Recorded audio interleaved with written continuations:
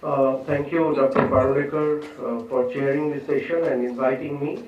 At the outset, let me kind of congratulate St. Joe's and Honorable DG of St. Joe's and Dr. Monojit Das in particular for making this happen, because this is, I think, as the first session is showing, it's a confluence of practitioners, academicians, and archaeologists bringing all the sectors together to dwell on issues which is very important to us, which is India's maritime culture, continuity and change. By now, as my previous speakers have shown, Indian naval prowess is rooted in its domestic history and in its civilization. What I would like to focus upon is that navy or air power or land warriors, it's all part of the national government, national policy and foreign policy.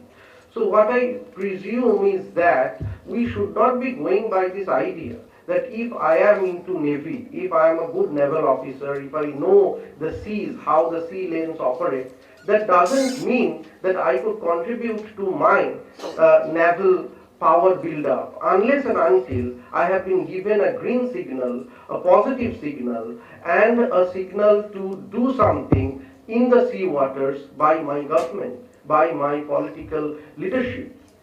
So, by domestic roots of maritime policy, I would like to delineate some of the important elements. One is, as I was telling, it is the vision and mission of the political leadership. The other is also the approach of political parties. We are in a democracy, and all the political parties are equally have a chance to come to the government at some point of time. I really do not find any kind of initiative or wings of political parties that seriously focus on maritime connections, maritime connectivity, maritime partnerships. They all focus on domestic issues, on domestic policies. But unless and until we are secure from both, the land and the water, unless and until we are secured, we cannot have our domestic policies or domestic development. The other would be, and I, for one research purpose, went through the archival data of the debates in parliament that take place. And I have seen all the questions raised over the years in Indian parliament, particularly in the post-Cold War period. The questions were basically very petty questions, I would say, like the number of fishermen they were arrested, so crossing the naval border. That doesn't have any implication on building the naval infrastructure. It was just out of the concern that it could create some kind of a bad influence on our relationship with our immediate neighbors. So from that political angle, these questions were raised.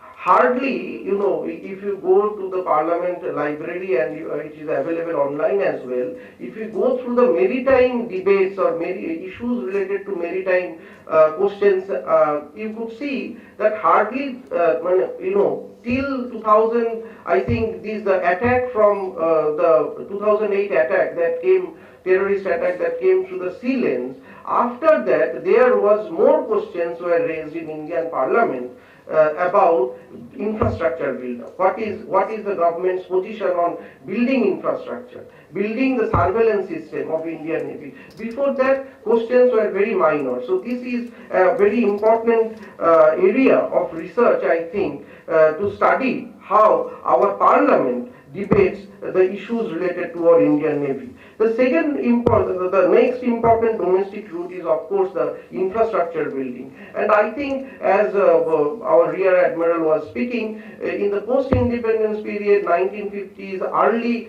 just immediate after after independence, we tried to focus on our Navy, but somehow our focus went away. Because the modernization, the Coast Guard modernization, shipbuilding, port modernization, all these issues were coming to the forefront only from the 80s. So 60s, 70s, we were more concerned about our continental security, about the attacks and wars that were coming from China or Pakistan. I think that if those wars were coming, or those attacks would have been coming from the sea routes, probably from that time onwards we would have been looking at building naval infrastructure more in a focused manner. The other one, which I always feel is a very important source of our foreign policy or maritime policy, is public perception. Public perception, what is our public opinion? You see, public opinion about Navy, there is hardly any impression that what a Navy is, how important Navy is, how important our naval officers are. There is perception, early years their perception was about, it is a trade line. Sea routes is a trade line. It's not for the commoners. Then during British period, there was perception that sea lanes means about Kala Pani, deportation. So the sea, the idea of sea was the idea of fear in the public perception. These days also, people do not have a very good perception of sea, how important the sea lanes are. We are a country surrounded by such sea lanes. The Parulekar sir was talking about the kilometer maritime boundaries. So I think public perception generation is also an important aspect of Indian Navy officers, or in the policy domain. They must focus on these things. Coming back specifically to the post-Cold War period, I think that in the post-Cold War period we had some coalition governments till 1998, because from 1998 the NDA-1 government, there is a fast maritime, focused maritime doctrine, maritime naval infrastructure building was started. Why? Because this coalition government in 1998 was a coalition but a stable one. Before that, there was coalition government were breaking, there was a minority government. So we could see from 91 we had this low-cost policy, then we had our security needs were there, but from NDA-1 government, there was specific focus on modern technology, maritime capacity building. Yes, it is true that in 1990s, early 1990s, we started Milan exercise, but that was not creating international attention. It was not bringing international attention like it is doing now. I think, as I was saying, that we also have a maritime boundary delineation between our immediate neighbors, and also we had a setback with Bangladesh because this international tribunal made their verdict in favor of Bangladesh is delineating one maritime boundary issue.